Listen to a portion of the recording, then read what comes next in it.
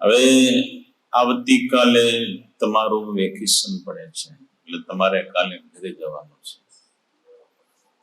12 મહિના સુધી તમે ગુરુકુળમાં રહ્યા. શિક્ષકો આગળ બેસીને વિદ્યા અભ્યાસ કર્યો, સંતોની સાથે રહીને તમે સત્સંગનો લાભ લીધો, ભગવાન આગળ બેસીને વહેલી સવારે નાહી ધોઈ અને ભગવાન આગળ બેસીને ભગવાનની પૂજા કરી, ભગવાનના દર્શન કર્યા, સ્તુતિ પ્રાર્થનાઓ કરી. આ બધો લાભ આ ગુરુકુળમાં તમને મળ્યો છે. અને વિદ્યાર્થીઓ તમે બધાએ સાથે રહીને તમે વિદ્યા અભ્યાસ કર્યો, સાથે રહીને તમે જમ્યા, રમ્યા, સૂતા, વાતો કરતા, આનંદ કિલોલ કરતા 12 મહિના સુધી તમે આ બધો લાભ આ ગુરુકુળમાં મેળવ્યો છે.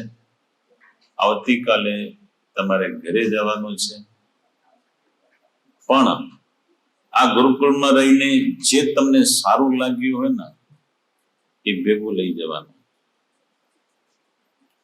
જે વિદ્યાર્થીઓ સાથે એકબીજામાં પ્રેમ મળ્યો હોય એ પણ ક્યારે ભૂલો નહીં. તમને એમ લાગવું જોઈએ કે આ વિદ્યાર્થીઓ સાથે હું ભણતો હતો અને બહુ મજા આવી ગઈ હતી.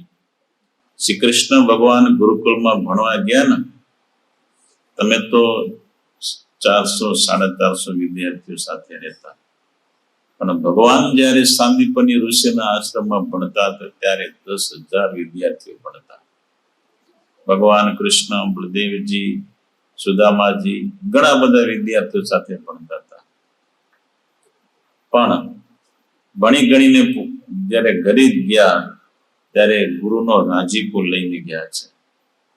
અને ગુરુએ કીધું, જે મારી પાસે ભણ્યા છો તમે, સાંદીપની ઋષિ ભગવાન કૃષ્ણ અને બળદેવજીને કહે છે, મારી પાસે તમે રહીને ભણ્યા છો, બસ તમારી વિદ્યા સદુપયોગ કરજો, એનો સારા માર્ગે વાપરજો, બીજાને સુખરૂપ થાય તમારી વિદ્યા, મેં ભણાવેલી વિદ્યા મારા આશીર્વાદ છે.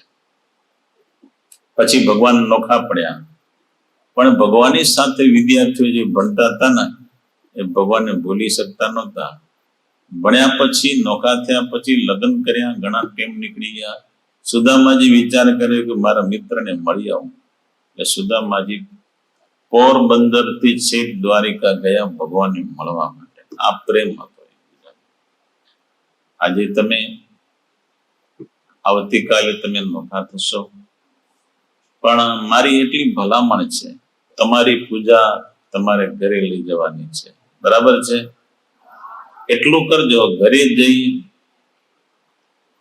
સવારમાં ઉઠો, અહીંયા જે રીતે તમે નાતા ધોતા એવી રીતે નાહી ધોઈ અને તમારે કને જે પૂજા છે ભગવાન આગળ બેસીને ચાંદલો કરજો અને ભગવાન આગળ એક માળા કરવાની. માળા પૂરી થઈ રહે એટલે તમારી પૂજા પૂરી થઈ જાય. બહુ લાંબી પૂજા ન કરવાની, 5-10 મિનિટમાં તમારી પૂજા થઈ જાય. ચાંદલો કરજો, ચાંદલો કરીને પૂજા કરશો ને તો પૂજાનું પુણ્ય ફળ તમને મળશે. આટલું ચોક્કસ કરજો, બરાબર?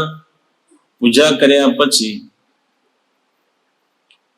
પૂજા પૂરી થઈ જાય પછી જેમ ભગવાનના આપણે દર્શન કરીએ, ભગવાનની પૂજા કરીને, તેમ આપણે જન્મ આપનારા આપણા મા બાપ છે એમને પગે લાગવાનું, બરાબર છે?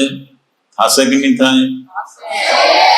તમને અહીંયા સુધી ભણવા મૂક્યા તમારા મા બાપે, એમને નથી મૂક્યા. તમારી પાછળ કઈ ખર્ચા કર્યા છે, તમને લાડી કોડી મોટા કર્યા, તમને પ્રેમ આપ્યો છે. હજી તમે નાના છો, હજી આગળ ભણવાના ખર્ચા તમારા બાકી પડ્યા છે, તો એ તમારા મા બાપ બધો ખર્ચો તમને પૂરો પાડે છે. તો આપણે તો મા બાપ રાજી થાય એમ રહેવાનું છે. તો દરરોજ એવરી ડે સવારમાં ભગવાનની પૂજા થઈ જાય પછી મા બાપને પગે લાગવાનું. લાગશો નહીં લાગો? પગે લાગીને શું કહેવાનું? જય સ્વામિનારાયણ, બરાબર? પગે લાગો ત્યારે ભગવાનનું નામ નીકળવું જોઈએ. પછી ભલે સ્વામિનારાયણનું નામ લો કે શ્રી કૃષ્ણ ભગવાનનું નામ લો કે રામનું. જો રામને માનતા હો તો રામ કહીને, જય શ્રી રામ કહીને મા બાપને પગે લાગો. શ્રી કૃષ્ણ ભગવાનને માનતા હો તો જય શ્રી કૃષ્ણ એટલું કહીને મા બાપને પગે લાગવાનું. બરાબર? આટલું થશે કે નહીં થાય? હા. પછી બીજી વાત, તમે અહીંથી ઘરે જાઓ, નક્કી રાખજો કે આપણા મોઢામાં ક્યારે પણ તમાકુ, માવો, તુલસી, ગુટકા, મિરાજ આ કચરો આપણા મોઢામાં ના આવે. તમે ક્યારે જોયો તમારા ગામમાં કૂતરા અને ગાયો ને ભેંસો કોઈ દી મિરાજ ને તમાકુ ખાય છે? તમે જોયા કીધી? હવે ઈ સમજે છે કે ન ખવાયા, આપણે નથી સમજતા. એટલે તમે ગુરુકુળના વિદ્યાર્થી છો, 12 મહિના સુધી તમને આ સંસ્કારો મળ્યા. નિર્વેશની જીવન આપણું હોવું જોઈએ, ચોખ્ખું જીવન હોવું જોઈએ. તો ઘરે જાઓ, આપણા મા બાપે કમાયેલો પૈસો આ બીડીમાં, તમાકામાં, ગુટકામાં, મિરાજમાં શું કામ આપણે વાપરો? તમારા મા બાપ તમને પૈસા દે, વાપરો. મંદિરે જાઓ, ભગવાનના દર્શન કરી આવો ને. એમાં ભગવાનના આગળ પૈસા રાખજો કલાપેટીમાં, ભગવાન રાજી થશે. પણ આપણો પૈસો ક્યારે પણ વ્યસનમાં ન જાય. આ થશે કે નહીં થાય? તમાકુ, માવો, તુલસી, મિરાજ, બીડી, બોટલ દારૂની એ ન આવે, ધ્યાન રાખજો હો. આજે ગુરુકુળ ભણી ગયા નહીં, કાયમને માટે ક્યારે પણ આ વ્યસનથી ચેટા રહેજો. આપણે ઘરમાં આપણા મા બાપ આપણા ઉપર કેવી દયા કરે, સરસ મજાના રોટલા ઘડીને ખવડાવે, ઘી લગાવીને ખવડાવે, કેવી પ્રેમથી આપણે જમાડે, ઘરમાં સારું સારું ભોજન. તો પછી બજારમાંથી આ કચરા લઈને આપણે શું કામ ખાવાના? ગુરુકુળના વિદ્યાર્થી છો, તમને ગૌરવ હોવો જોઈએ, તમને કુમારી હોવી જોઈએ, સ્વાભિમાન હોવું જોઈએ. રામપર વેકરા તપોવન ગુરુકુળમાં ભણેલો છું, ત્યાંનો વિદ્યાર્થી છું. ત્યાંથી મને આ સંસ્કાર મળ્યા છે. મારામાં કોઈ વ્યસન ના આવે. સવારમાં ઉઠી ભગવાનની પૂજા થાય, સવારમાં ઉઠી મા બાપને પગે લગાય, સવારમાં ઉઠી આપણા મંદિરો, ગામમાં મંદિર હોય, ભગવાનના દર્શન કરી આવું. અને ક્યારે પણ મારા મોઢામાં આ વ્યસન ન આવે. આવું જીવન આપણું પવિત્ર ઊંચું હોવું જોઈએ. આટલું જીવન પવિત્ર ઊંચું તમે રાખશો તો આ સંતોના તમને આશીર્વાદ મળશે, મા બાપના આશીર્વાદ મળશે, ભગવાનની કૃપા આપણા ઉપર ઉતરશે. તો આપણા જીવનમાં ક્યારે પણ આપણી તકલીફો, જીવનમાં તકલીફો નહીં આવે. અને મા બાપના, ભગવાનના આશીર્વાદથી આપણી બધી ઈચ્છાઓ આ સંસારમાં એ પૂરી થઈ જશે. કોઈ ઈચ્છા આપણી અધૂરી નહીં રહે. સમજી ગયા તમે? આપણું જીવન સુખી રહેશે કાયમને માટે. તો આટલો નિયમ રાખજો. રામપર ગુરુકુળમાં હું ભણતો હતો, મને આ સંસ્કારો મળ્યા છે. તો જીવનના છેલ્લા શ્વાસ સુધી આ સંસ્કારો મારા જીવનમાં રહેશે. ક્યારે પણ આ સંસ્કારો જતા નહીં જાય. પાલન કરીશ, આ સંસ્કારો રાખીશ. બસ આટલી અમારી ભલામણ છે. આવતી સાલ તમને સારું લાગ્યું હોય તો ભણવા માટે આવજો, અમારી ભલામણ છે.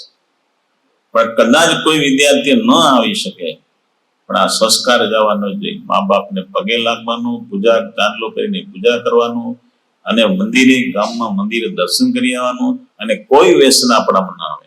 એ બીજી એક તમને ભલામણ કરી દઉં. તમને ભણીને આગળ વધવું હોય તો અત્યારે ઘરે જઈને મોબાઈલનું આગળ ન રાખજો. મમ્મી લાવો મોબાઈલ. મમ્મીને શું એ તો એટલે તમે કહો એટલે આપી દે, ન હોય તો વેચાતો લઈ દે. પણ આવો અઠાગ્રહ ન રાખવાનો. મોબાઈલનો આગ્રહ જ ન. મોબાઈલ છે અત્યારે આપને કોઈ જરૂર નથી મોબાઈલની. સમજી ગયા તમે? વાત સમજાય છે? જો મોબાઈલમાં પડ્યા તમે તો નક્કી રાખજો તમે ભણી નહીં શકો. તમને લેસન આપ્યું હોય, તમને હજી ભણવાનું આગળ વધવાનું હોય, એ તમે ભણી જ નહીં શકો. મોબાઈલ વસ્તુ એવી વિદ્યાર્થીઓને મોટું વિઘન છે આ. એટલે મોબાઈલ તે છેટા રહેજો. સમજી ગયા તમે? આ મારી ભલામણ છે તમને. ભણી ગણીને તમે તૈયાર થાઓ, હોશિયાર થાઓ, આગળ જતા એ સમાજની કે સત્સંગની, મા બાપની, કુટુંબની, પરિવારની, ગામની, દેશની તમે સેવા કરો, શરીર થાઓ તમે. એટલે એવી અમારી ભગવાનના ચરણમાં પ્રાર્થના છે. તો અત્યારે હવે મારી વાણીને અહીંયા વિરામ આપું છું. સ્વામિનારાયણ ભગવાનની જય. કૃષ્ણ કનૈયા લાલ કી, રામચંદ્ર ભગવાન કી જય.